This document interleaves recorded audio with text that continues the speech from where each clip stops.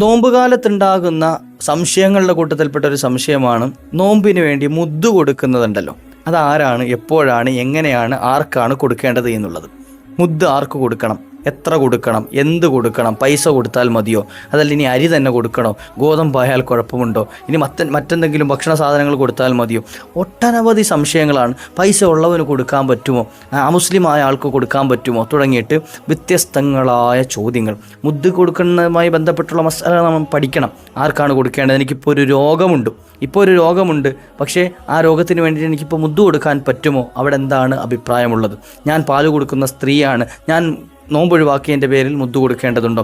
ഗർഭിണിയായ സ്ത്രീ, അവർ മുദ്ദ് കൊടുക്കേണ്ടതുണ്ടോ നോമ്പൊഴിവാക്കിയതിൻ്റെ പേരിൽ? തുടങ്ങിയിട്ട് വ്യത്യസ്തങ്ങളായ ചർച്ച ചെയ്യുന്ന ഒരു മസലയാണ്. ഇൻഷാ അല്ലാഹ് ചുരുങ്ങിയ രൂപത്തിൽ നമുക്കൊന്ന് പഠിക്കാം. ആരെങ്കിലുമൊക്കെ നമ്മുടെ കുടുംബത്തിൽ ഇത്തരത്തിൽ നോമ്പൊഴിവാക്കി മുദ്ദ് കൊടുക്കേണ്ട ആവശ്യമുള്ളവരുണ്ട് എങ്കിൽ അവർക്ക് വേണ്ടിയിട്ട് കൊടുത്തൊഴിവാക്കണമല്ലോ മുദ്ദ്. ഇൻഷാ അല്ലാഹ് പഠിച്ചു വെക്കുക, മറ്റുള്ളവരിലേക്ക് എത്തിച്ചു കൊടുക്കുക. രോഗികളായി കഴിയുന്നവരുണ്ട് എങ്കിൽ, ഗർഭിണികളായി ഉള്ളവരുണ്ട് എങ്കിൽ, പാല് കൊടുക്കുന്ന ഉമ്മമാരുണ്ട് എങ്കിൽ അവർക്കൊക്കെ ഒന്ന് എത്തിച്ചു കൊടുക്കുക. ഇൻഷാ അല്ലാഹ് അവരുടെ കുടുംബത്തിലേക്ക് ഒന്ന് എത്തിച്ചു കൊടുക്കുക. അള്ളാഹു എല്ലാവർക്കും ഖൈർ നൽകുമാറാകട്ടെ. വീഡിയോ മുഴുവനും കേൾക്കണേ, മറ്റുള്ളവരിലേക്ക് എത്തിച്ചു കൊടുക്കുക.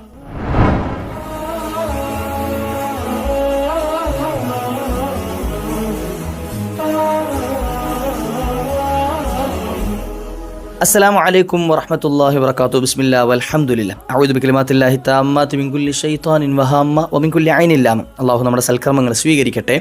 വന്നുപോയ അപാകതകൾ അല്ലാഹു മാപ്പ് ചെയ്യട്ടെ. മുദ്ദുമായി ബന്ധപ്പെട്ടാണ് നമ്മൾ സംസാരിക്കുന്നത്. എന്താണ് മുദ്ദ്?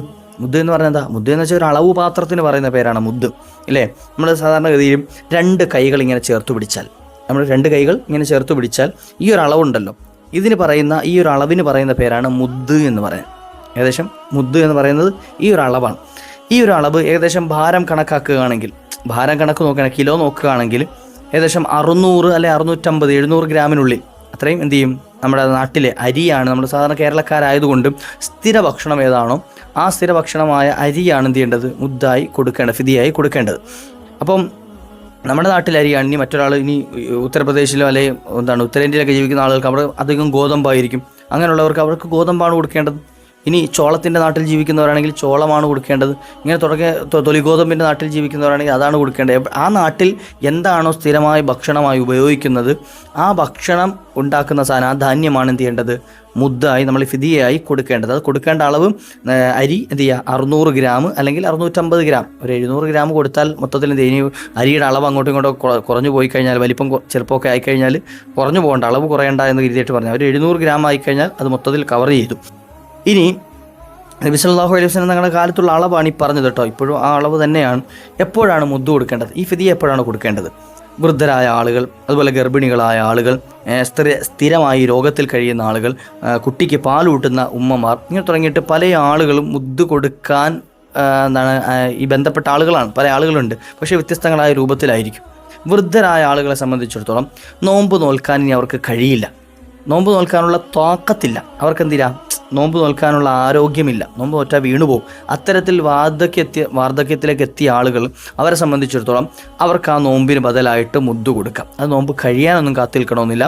ഓരോ നോമ്പിന് പകരമായിട്ട് ഓരോ മുദ്ദ് കണക്കാക്കി റമളാനിൽ തന്നെ എന്ത് ചെയ്യാം? അവർക്ക് കൊടുക്കാം. ഇനി വാർദ്ധക്യം ഇനി മാറി യുവത്വത്തിലേക്ക് വരും എന്ന് പ്രതീക്ഷയൊന്നുമില്ലല്ലോ. രോഗം അങ്ങനെയല്ല, രോഗത്തിന് വേറെ മസലയാണ്. രോഗികളായ ആൾ, ഇനി സ്ഥിരമായ രോഗം, നല്ല മൂർച്ഛിച്ചൊരു രോഗത്തിലാണ് ഇപ്പോൾ അയാൾ, നോമ്പ് അനുഷ്ഠിക്കാൻ പറ്റുന്നില്ല. അയാൾക്ക് മുദ്ദ് കൊടുക്കണോ?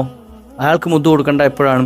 ഈ രോഗം ഇനി മാറൂല എന്ന് എന്ത് ചെയ്യുക? ഒരു പ്രഗത്ഭരായ ഒരു ഡോക്ടർ പറയാണ്, ചെക്ക് ചെയ്ത് നോക്കിയിട്ട്, ചികിത്സിച്ച് നോക്കിയിട്ട് ഈ രോഗം ഇനി ഒരിക്കലും മാറൂല, ഇയാൾ ഈ രോഗിയായി കഴിയും. ചില ആളുകൾ കോമയിൽ കിടക്കുന്ന ആളുകളുണ്ട്, അല്ലേ? ചില ആളുകൾ ഇങ്ങനെ ഐസിയുയിൽ ഇങ്ങനെ കണ്ടമാനം കാലം ഇങ്ങനെ കിടക്കുന്ന ആളുകളുണ്ട്, ഇല്ലേ? വെന്റിലേറ്ററിൽ കഴിയുന്ന ആളുകളുണ്ട്.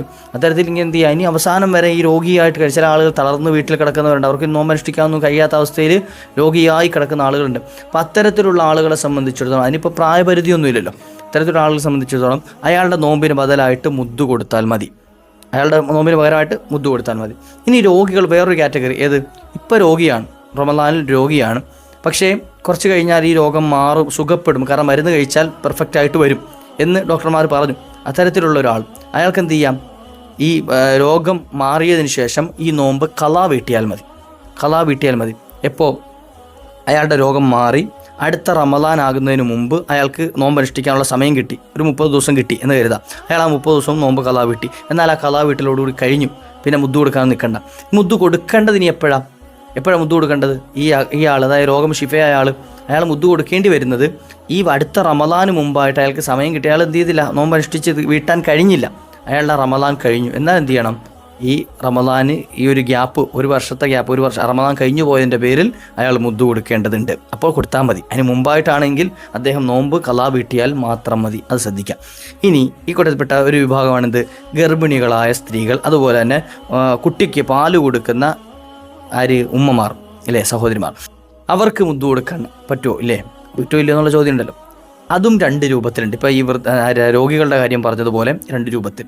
ഗർഭിണികളായ ഉമ്മമാരോ അല്ലെങ്കിൽ പാല് കൊടുക്കുന്ന ഉമ്മമാരോ അവർ സ്വന്തം ശരീരത്തിന് എന്തെങ്കിലും പ്രശ്നമുണ്ടാകും എന്ന് കരുതി, അതായത് ഞാനിപ്പോൾ പാല് കൊടുക്കുന്ന ഒരു ഉമ്മയാണ്, ഞാനിപ്പോൾ ഭക്ഷണം കഴിച്ചിട്ടില്ല എങ്കിൽ എനിക്ക് പാല് കൊടുക്കുന്ന സമയത്ത് അസ്വസ്ഥത ഉണ്ടാകും, ശരീരത്തിന് ബുദ്ധിമുട്ടുണ്ടാകും. അല്ലെങ്കിൽ ഞാൻ ഗർഭിണിയായ ഒരു സ്ത്രീയാണ്, ഞാനിപ്പോൾ ഗർഭസ്ഥ അവസ്ഥയിൽ ഞാൻ നോമ്പ് പിടിച്ചാൽ, അതായത് പട്ടിണി കിടന്നാൽ എന്ത് ചെയ്യും, എനിക്ക് ശരീരത്തിന് ബുദ്ധിമുട്ടുണ്ടാകും, സ്വന്തം ശരീരത്തിന് ബുദ്ധിമുട്ടുണ്ടാകും എന്ന് കണ്ടാൽ അങ്ങനെ അവർ നോമ്പ് ഒഴിവാക്കി. എന്നാൽ അവർക്ക് എന്ത് ചെയ്താൽ മതി, അവർക്ക് പറ്റുന്നൊരു സമയത്ത് ആ നോമ്പ് പിന്നീട് ഖളാ വീട്ടിയാൽ മാത്രം മതി. അവർ മുദ്ദ് കൊടുക്കേണ്ടത് എപ്പോഴാണ്? ഈ പറഞ്ഞതുപോലെ, ഈ രോഗിയുടെ കാര്യം പറഞ്ഞതുപോലെ തന്നെ അടുത്തൊരു റമദാൻ കഴിഞ്ഞാൽ മാത്രം എന്ത് ചെയ്താൽ മതി, അടുത്ത റമദാന് മുമ്പ് പിടിച്ചു വിട്ടാൻ കഴിഞ്ഞിട്ടില്ല എന്നാൽ മാത്രം അവർ മുദ്ദ് കൊടുത്താൽ മതി, അടുത്ത റമദാൻ കഴിഞ്ഞാൽ. ഇനി അല്ലാത്തൊരു വിഭാഗം, അതായത് എന്ത് ചെയ്യാം, വയറ്റിലുള്ള കുട്ടിക്ക് പ്രശ്നമാകുമോ എന്ന് കരുതി കേട്ടോ, വയറ്റിലുള്ള കുട്ടിക്ക് പ്രശ്നമാകുമോ എന്ന് കരുതിയിട്ട് എന്ത് ചെയ്തു, നോമ്പ് ഒഴിവാക്കി. അവർക്ക് കുഴപ്പമൊന്നുമില്ല, പാല് കൊടുക്കുന്ന ഉമ്മക്ക് എനിക്ക് വലിയ ക്ഷീണമൊന്നും വരില്ല, പക്ഷേ കുട്ടിക്ക് പാല് കിട്ടുമോ ഇല്ലയോ എന്നുള്ളൊരു പേടിക്ക് എന്ത് ചെയ്തു, നോമ്പ് ഒഴിവാക്കി. അല്ലെങ്കിൽ എന്ത് ചെയ്യാം, വയറ്റിലുള്ള കുട്ടിക്ക്, ഗർഭാസ്ഥ അവസ്ഥയിലുള്ള കുട്ടിക്ക് എന്തെങ്കിലും കുഴപ്പം വരുമോ ഇല്ലയോ എന്ന് പേടിച്ചിട്ട് അവർ നോമ്പ് ഒഴിവാക്കിയാൽ അവരെന്ത് ചെയ്യണം, മുദ്ദ് കൊടുക്കണം. നോമ്പ് ഖളാ വീട്ടുകയും വേണം, അത് വേറെ കാര്യം. നോമ്പ് ഖളാ വീട്ടുകയും വേണം, ഈ മുദ്ദ് കൊടുക്കുകയും വേണം. അതിന് റമദാൻ കഴിയണമെന്നൊന്നുമില്ല, ഈ ഒഴിവാക്കൽ കൊണ്ട് തന്നെ മുദ്ദ് കൊടുക്കേണ്ടതുണ്ട്. മനസ്സിലായി? അപ്പം സ്വന്തം ശരീരത്തിന് ഭയപ്പെട്ട, അല്ലെങ്കിൽ സ്വന്തം ശരീരവും കുട്ടിയും കൂടെ രണ്ടുപേരും ചേർത്ത് ഭയപ്പെട്ടാലും എന്താണ്, മുദ്ദ് കൊടുക്കേണ്ടതില്ല, നോമ്പ് ഖളാ വീട്ടിയാൽ മതി കേട്ടോ. കുട്ടിക്ക് മാത്രം പ്രശ്നം വരുമെന്ന് കണ്ടിട്ടാണ് നോമ്പ് ഒഴിവാക്കിയത് എങ്കിൽ അവിടെ അവർ നോമ്പ് ഖളാ വീട്ടുകയും വേണം, അവിടെ മുദ്ദ് കൊടുക്കുകയും വേണം. ഇനി എപ്പോഴാണ് ഇത് കൊടുക്കേണ്ടത്? മുദ്ദ് എപ്പോഴാണ് കൊടുക്കേണ്ടത്? റമദാൻ ദിവസങ്ങളിൽ തന്നെ കൊടുക്കാൻ പറ്റും. റമദാൻ്റെ ദിവസങ്ങളിൽ നോമ്പ് കാലത്ത് തന്നെ എന്ത് ചെയ്യാൻ പറ്റും, കൊടുക്കാൻ പറ്റും. അല്ലെങ്കിൽ റമദാൻ കഴിഞ്ഞിട്ട് കൊടുക്കാൻ പറ്റും, ഒരുമിച്ച് മുഴുവനായിട്ടും കൊടുക്കാൻ പറ്റും അല്ലേ. ഓരോന്നോരോന്ന്, ഇപ്പോൾ ഓരോ നോമ്പിൻ്റെ ഓരോ ദിവസം ഇങ്ങനെ കൊടുക്കണോ, അതിൻ്റെ ആവശ്യമില്ല. എല്ലാം കൂടെ ഒന്നിച്ച് എന്ത് ചെയ്യുക, കണക്ക് കൂട്ടിയിട്ട് ഒന്നിച്ച് കൊടുക്കാൻ പറ്റും. റമദാനിൽ തന്നെ കൊടുക്കാൻ പറ്റും, അല്ലെങ്കിൽ എന്ത് ചെയ്യുക, റമദാൻ കഴിഞ്ഞിട്ട് കൊടുക്കാമെന്ന് വെച്ചാൽ അങ്ങനെയും കൊടുക്കാൻ പറ്റും. ഏറ്റവും നല്ലത് റമദാനിൽ തന്നെ കൊടുത്തൊഴിവാക്കലാണ്. അപ്പോൾ റമദാനിൽ കൊടുത്തതിൻ്റെ ഒരു കൂലിയും കൂടെ കിട്ടുമല്ലോ. ഇനി ആർക്കാണ് കൊടുക്കേണ്ടത്, ആർക്കാണ് ഇത് കൊടുക്കേണ്ടത്? അതും വേണമല്ലോ. ആരാണ്? ദരിദ്രരായ ആൾ, ഫക്കീറായ ആൾ, മിസ്കീന്മാരായ ആൾ, ഇവർക്കാണ് ഈ ഒരു ഫിദിയ കൊടുക്കേണ്ടത്.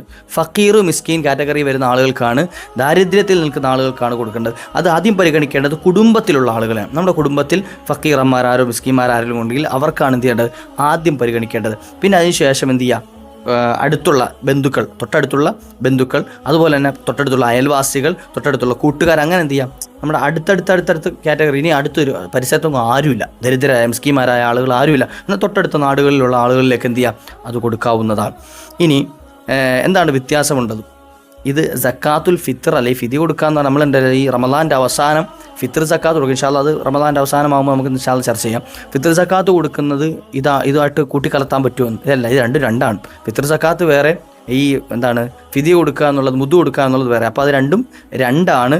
ഇത് നോമ്പ് അനുഷ്ഠിക്കാൻ പറ്റാത്തവർക്കുള്ളതാണ്, മറ്റേത് നോമ്പ് അനുഷ്ഠിച്ചവർക്ക് കൊടുക്കേണ്ട സംഗതിയാണ്.